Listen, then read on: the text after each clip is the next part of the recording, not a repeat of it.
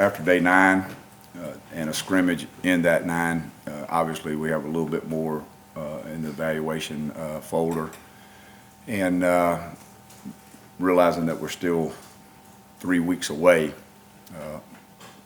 from the game. So we've got a long way to go, but we do have some information now, and information that factors in some of the young guys. So I think the biggest thing is going to the young guys. A guy like Daniel Thomas has shown sparks of being a guy that is emotionally and mentally mature. And we scrimmaged. He went into the stadium for the first time, and it was not too big for him. And that's kind of, I use that as an example, but that's kind of what we're looking for in those young guys that have not played a whole lot, is when they get in those situations, particularly over in the stadium, that it's not too big for them, because we're teaching them to be, mentally and physically mature, making sure that we're physical players and we're mental players as well. But then the other part is the emotional part of it, of just that, when I make a mistake, I can play the next play. And putting that all together, Derrick Brown is another guy that is starting to show flashes of a young guy. The guys that were here in the spring, obviously those guys, Marlon and Trey, and those guys have really just they just still are progressing. They have their bad moments, but I think the thing that's most encouraging about that is that when they have their bad moments, they play the next play with confidence. They don't look at the ground, bad body language, those kind of things, and let one mistake be 2 or 3 more mistakes because they're thinking about something they shouldn't be thinking about. So we're working on that really hard and made some progress with it. I think across the board, we're getting the physicality from the infant stages up front that we need. We still got a ways to go. Obviously, that is set by the older guys and Carl and Mons and those guys, and they've done a good job of setting that tempo, but we've got to get the whole group there. We've got good numbers there, we've got good depth there, but we've all got to get physically combative in the trenches. And so that's going to be key. I think our pass rush, we've seen some sparks of being able to affect the passer, and that's good. As far as on the back end, I think Wesley's done a really, really nice job of developing technique and understanding of the game. Our corners with Dean and JD and Carlton, those 3 obviously have stood out. They should stand out. They're very capable players, but we've got to add another guy to that mix some way, somehow. 3's not enough, and 4 sometimes is not enough, particularly when you're playing in a league that plays a lot of spread offense. At the linebacker position, we keep making progress, and I think 57, Davis has done a good job. He and Trey of quarterbacking the defense, of getting things lined up. They understand it. They handle pressure well, so that's been a positive. Darrell Williams is coming along. We're using him in several different roles, and he's handling it very well and being productive. Atkinson went into the scrimmage and was very, very productive. In fact, he was the most productive player in the scrimmage, if you factor in everything, meaning they get negative points for loafs, they get negative points for mental errors, they get negative points for missed tackles, they get positive points for the positive things they do, and he was the highest point getter. So he's playing fast and playing in his comfort zone. That's kind of synopsis of where we're at. Individually, collectively, we've got a lot of work to do, but we have a schedule and we're on schedule for the most part. We've just got to keep getting physically dominating and mentally sharp and understanding our job, because you can go out on the practice field and practice for the next 3 weeks, and I'll promise you, in the first game, in the first 15 plays, we will see something in which it's out of the coach's hands now. They have to be a problem solver. It's not some card we showed them in practice. It's not some rep they've seen. It's something new, and they've got to apply their principles, apply their trade, and be a problem solver without the coach out there. So we've got to get that developed at a rapid speed. Kevin, having guys like Trey and Deshaun at linebacker, you said they're kind of coming on and taking control. How much does that help in what you're just talking about, those things? Well, obviously, you know, if you got to have a quarterback. I mean, the quarterback has to get everybody at the start on the same page. Now, there's things going on the perimeter or inside that may be different, where you got to make a check based on a 3-man surface or a 2-man surface, and so those things we're coming along. I think the secondary we're still a work in progress, but doing a better job of making sure we understand the concepts that we've got to apply to the things we're getting, so that when those things come up that you hadn't repped, they can apply the concepts. And we've got Trey has done a good job on the back end. He really has. You know, he's been around and played in the league, and you can tell. And so he's pretty competent. Stephen Roberts is making progress, making plays. And so you know, we just got to keep going down that road. Where's Darrell Williams in fall camp in your eyes right now? Is he a guy you could put out there if you had to play tomorrow and figure some things out? Darrell? Darrell. Oh, he wouldn't have to figure it out. I mean, he's obviously he's a smart player. He's a physical guy. He can run, and he is developing nicely. I mean, I would have no problem with putting him on the field at all. Coach, where's Daniel Thomas playing, and what is it about him that's standing out to you? Well, I think the biggest thing, and a simple thing with Daniel, is that he's playing money in the dime package. He's playing safety, and the biggest thing, it's not too big for him. It's not too big for him. I know that's a simple statement, but it's just not too big for him. He looks like somebody who has been doing it here for an extended period of time. You mentioned the top 3 corners. Where does Halsey fit in at this point?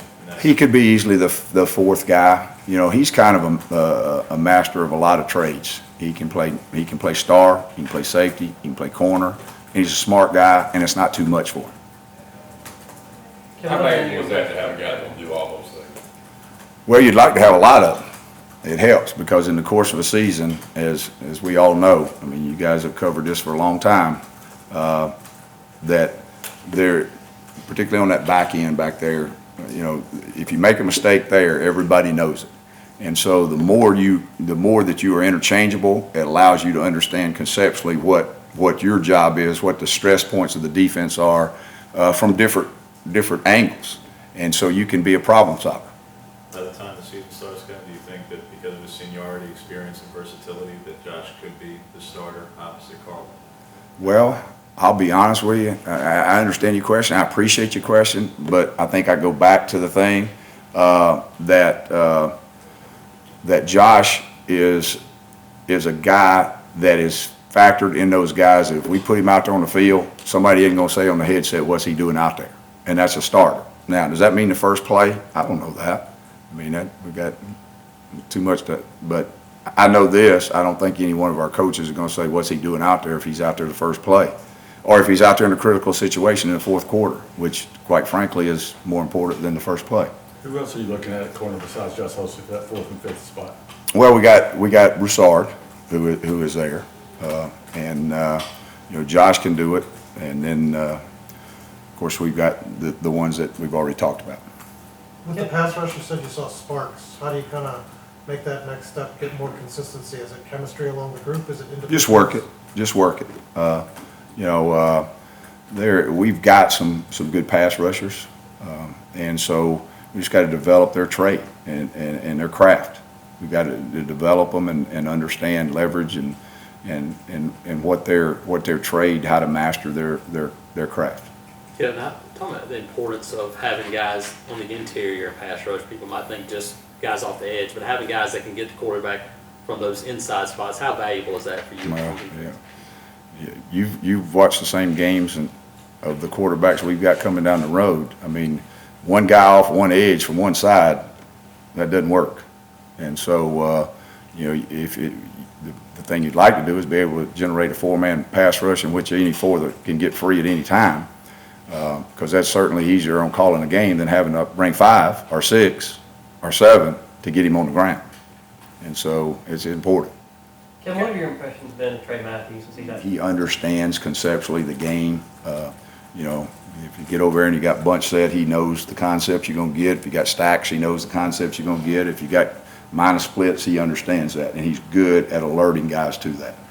Yeah, what have you seen from Devereaux Lawrence? Got quite a journey to get here.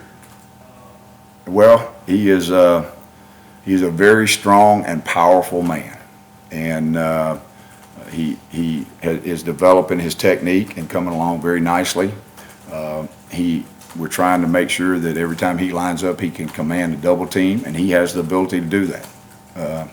We just got to, I think Devereaux would tell you this, and Coach Gardner would tell you this, it's all about, when you're dealing with college players, is developing their trade and then developing the consistency to go with it. Yeah, How's Trey Williams' ankle doing? Pardon me? How's Trey Williams' ankle doing at this point? Well, I don't normally comment on injuries. I guess you know that medical report. I just don't comment on it, but he'll be fine. As far as TJ Neal goes, I mean, has he shown you here in the last 3 or 4 days with the full pad that you guys that he's going to hit? Who's that? TJ, the middle linebacker, TJ the Neal. middle linebacker from Illinois. Oh, TJ Neal. I couldn't hear you. Yeah, TJ is again. I keep saying this same thing, but it's very, very important that things aren't too big for him. When you go out there and practice, and it's 2 minutes at the end of the day, you know, it's not just like a practice play in the regular practice where they run the play and there's no end result. You know, in 2 minutes, there's a winner and a loser. Somebody's coming off that field winning 2 minutes or losing 2 minutes. We had it today. He goes out there in 2 minutes and is doing what he's supposed to do it and executing it with ease. Why? He's been in 2 minute situation in big games before at this level. And so that shows up. I mean, he is a contact player, and you know, he fits the run. He's got good instincts in the run game. I joke with him all the time. He should. You know, he hadn't seen a forward pass since where he came from, so he kind of looks at me funny. He didn't understand that, but in my day, that meant something. It doesn't really anymore, but it did. Yeah, you've had one scrimmage already. What are you looking for in scrimmage 2 out of your defense? I think eliminate mental errors. We tackle very well in the first scrimmage, so that needs to continue. That, you know, that's probably the biggest thing in this new age of the way we have to practice, and so many days of this and so many days of that, and I understand that, but you've got to be creative in the way you teach tackling, and that's not live, that's not full speed. And so you always kind of are very, very concerned, particularly on your first couple of scrimmages, of where are we tackling.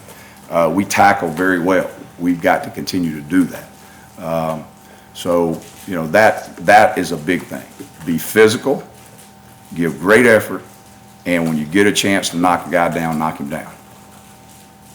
What's your evaluation of Byron Power in the short time you've been over? He's progressing very nicely.